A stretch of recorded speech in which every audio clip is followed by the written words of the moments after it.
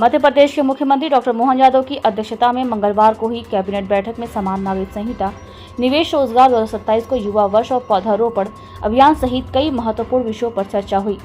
सरकार की अगली कैबिनेट बैठक 18 जुलाई को भोपाल जिले के जगदीशपुर नाम इस्लाम नगर में आयोजित होगी, जिसमें समान नागरिक संहिता के मसौदे की कैबिनेट की मंजूरी के लिए रखा जाएगा। कैबिनेट की मंजूरी के बाद इसे 20 से 24 जुलाई तक चलने वाले विधानसभा के मानसून सत्र में विधेयक के रूप में पेश किया जाएगा। मंत्री चैतन्य कश्यप ने बताया कि मुख्यमंत्री ने घोषणा की है कि वर्ष 2027 को युवा वर्ष के रूप में मनाया जाएगा। उन्होंने मंत्रियों से नवंबर-दिसंबर तक युवाओं के लिए क्या कर सकते हैं इसको लेकर सुझाव देने को कहा, ताकि उनके लिए रोजगार, कौशल विकास और नवाचार से जुड़ी नई योजनाएं तैयार की जा सकें। बैठक में एमपी टेक ग्रोथ कॉन्क्लेव की भी समीक्षा की गई। सरकार के अनुसार कॉन्क्लेव में करीब 40,000 करोड़ रुपए के निवेश प्रस्ताव मिले हैं। इन परियोजनाओं से लगभग 34,000 युवाओं को रोजगार मिलने की संभावना है। सरकार ने बताया कि प्रदेश में 18,000 करोड़ रुपए की लागत से एआई डाटा सेंटर स्थापित करने का प्रस्ताव भी मिला है। इसका पूरा होने पर मध्य प्रदेश, आंध्र प्रदेश और महाराष्ट्र के बाद देश के प्रमुख डेटा सेंटर राज्यों में शामिल हो सकता है। मध्य प्रदेश कांग्रेस ने आज इंदौर से भोपाल तक विशेष साइक्लोथॉन शुरू की है। ये साइकिल यात्रा नीट यूजी परीक्षा में धांधली, सीबीएसई एग्जाम में गड़बड़ी, पेपर लीक और बढ़ती बेरोजगारी जैसी गंभीर समस्याओं के विरोध में निकाली जा रही है। राहुल गांधी के अभियान छात्रों की गूंज के अंतर्गत आयोजित इस कार्यक्रम का नेतृत्व मध्य प्रदेश कांग्रेस के प्रदेश अध्यक्ष जीतू पटवारी खुद कर रहे हैं। वे स्वयं साइकिल चलाते हुए 2 दिनों में इंदौर से भोपाल तक का सफर तय करेंगे। देश के कई बड़े हिस्से में जुलाई में मानसून ब्रेक जैसी स्थिति बनी है। 2015-2021 के बाद 11 साल में यह तीसरा मौका है। मौसम विभाग के मुताबिक 6 से 7 दिनों तक उत्तर पश्चिम, मध्य और दक्षिण भारत के अधिकांश हिस्सों में बारिश के आसार कम हैं। हालांकि पूर्वोत्तर बिहार और पश्चिम बंगाल में तेज बारिश जारी रहेगी। मध्य प्रदेश में पहली बार जुलाई में मानसूनी सीजन में कम बारिश दर्ज की गई है। प्रदेश में अब तक 241.8 मिलीमीटर बारिश हुई है, जो सामान्य बारिश 250.1 मिलीमीटर से 3% कम है। ऑपरेशन सिंदूर के बाद भारत की रक्षा खरीद का पैटर्न तेजी से बदला है। पिछले 14 महीनों में मंजूर रिकॉर्ड प्रस्तावों से संकेत मिलता है कि सेना को अब सिर्फ सीमित जवाबी कार्रवाई के लिए नहीं, बल्कि लंबी और मल्टी लेवल वार के लिए तैयार किया जा रहा है। डिफेंस एग्जीबिशन काउंसिल ने संघर्षवाद से 15 प्रस्तावों को मंजूरी दी, जिनकी कुल कीमत 9.80 लाख करोड़ रुपए से ज्यादा है। यह रकम एक साथ खर्च नहीं होगी, बल्कि कई साल में अलग अलग सौदों, निर्माण कार्यक्रमों और आधुनिकीकरण योजनाओं पर लगेगी। सुप्रीम कोर्ट ने किशोरियों के बीच सहमति से बने संबंधों में पॉक्सो कानून के तहत दुरुपयोग पर चिंता जताई है। अदालत ने सोमवार को कहा कि जब किसी लड़के और लड़की के बीच संबंध हो और वे साथ चले जाएं, तो हर मामले को स्वतः पॉक्सो का केस नहीं माना जा सकता। जस्टिस बीवी नागरत्ना और न्यायमूर्ति आर महादेवन की पीठ ने कहा कि कई मामलों में जब किशोरियां अपनी मर्जी से अपने साथी के साथ चली जाती हैं, तो परिवार अपनी इज्जत बचाने लड़के के खिलाफ आपराधिक मुकदमा दर्ज करा देता है। अदालत ने कहा कि ऐसे मामलों में आखिरकार आरोपियों को बरी करना पड़ता है।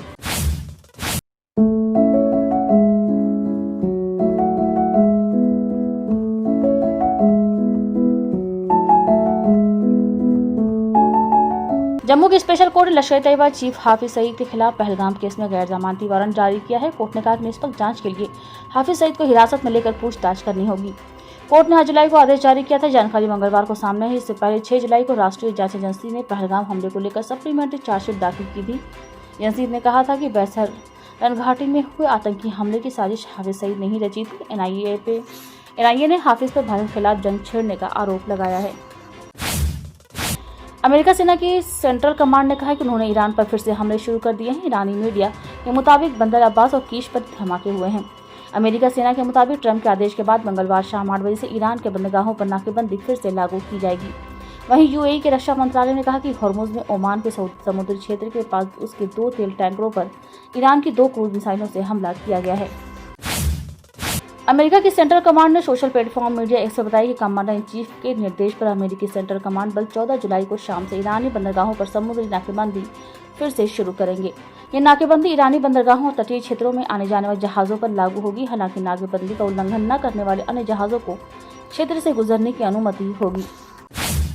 के दाम में 14 जुलाई को गिरावट है। India Boolean and jewellers association के मुताबिक 10 ग्राम 24 कैरेट सोना 476 रुपये घटकर 1.42 लाख रुपए पर आ गया है। वहीं 1 किलो चांदी 849 रुपये बढ़कर 2.19 लाख रुपए पर पहुंच गई है। जून में थोक महंगाई बढ़कर 9.87% पर पहुंच गई है। ये पिछले महीने 9.68% पर थी। जून में महंगाई 44 महीने में सबसे ज्यादा है। सितंबर 2022 में 10.70% पर पहुंच गई थी। कॉमर्स मिनिस्ट्री ने 14 जुलाई को थोक महंगाई के आंकड़े जारी किए हैं। महंगाई बढ़ने की वजह से रोजमर्रा की जरूरत के सामान और खाने पीने की चीज़ों का महंगा होना है। अमेरिका और ईरान के बीच फरवरी से चल रहा तनाव कम नहीं हुआ तो इसके दामों में और इजाफा हो सकता है। सुप्रीम कोर्ट ने केंद्र सरकार को 2 हफ्तों में हवाई किराया तय करने के नियम सौंपने को कहा है। त्योहारों के समय एयरलाइंस कंपनियों की ओर से मनमाने तरीके से किराया बढ़ाने को लेकर सोमवार को कोर्ट में सुनवाई हुई। जस्टिस विक्रम नाथ और जस्टिस संदीप मेहता की बेंच इस मामले में जुड़ी एक जनहित याचिका पर सुनवाई कर रही है। महेंद्र सिंह धोनी चेन्नई सुपर किंग्स के मेंटर बन सकते हैं। हेड कोच स्टीफन फ्लेमिंग के 18 साल बाद टीम छोड़ने के बाद फ्रेंचाइजी बड़े बदलाव की तैयारी में है। सीएसके मैनेजमेंट धोनी को मेंटर की जिम्मेदारी सौंपने पर विचार कर रहा है। हालांकि इस पर अंतिम फैसला उनकी सहमति के बाद ही लिया जाएगा। अगर धोनी खिलाड़ी के तौर पर टीम से जुड़े रहना चाहते हैं तो फ्रेंचाइजी उनके फैसले का सम्मान करेगी।